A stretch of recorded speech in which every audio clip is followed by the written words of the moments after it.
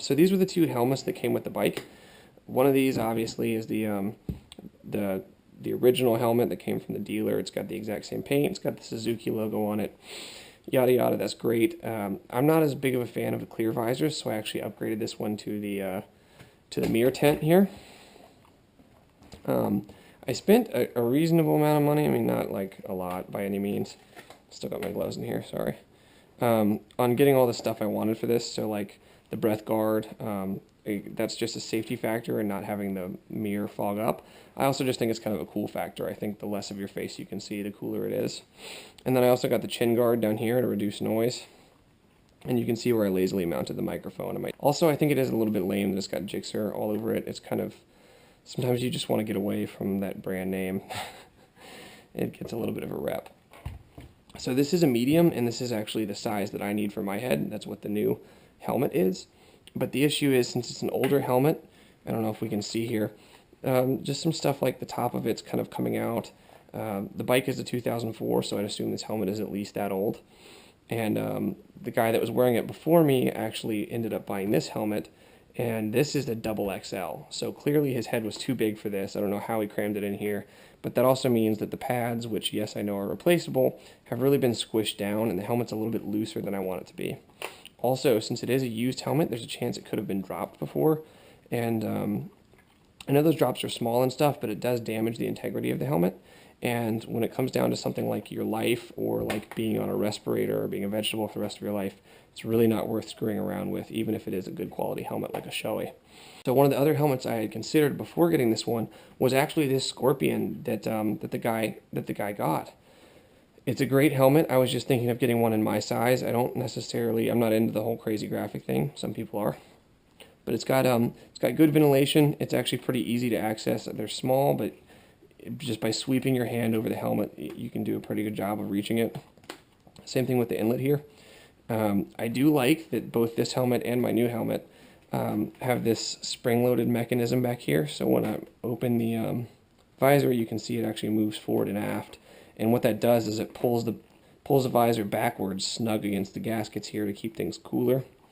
I like that it came with a breath guard as well as the chin curtain, which I had to buy for this Shoei.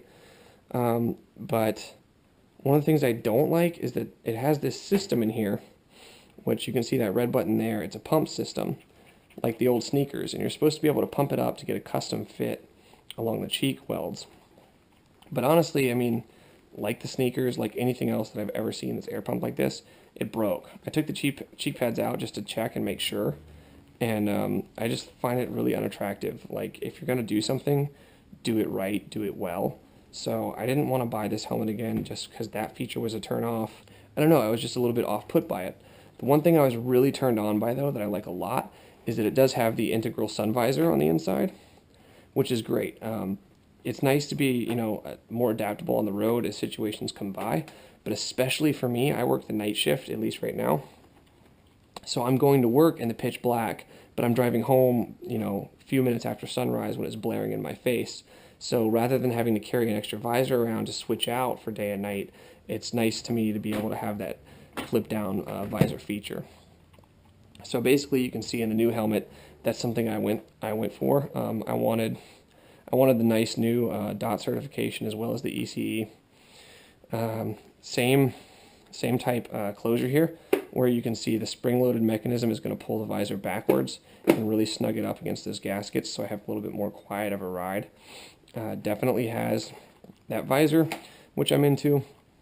Again, accessible vents that aren't necessarily going to be that great in gloves, but just through a sweeping motion you should be able to access. And seems like it's just got some cool venting. I like the design of it. I really would have preferred something and closer to a blue, but black goes with everything. That's cool.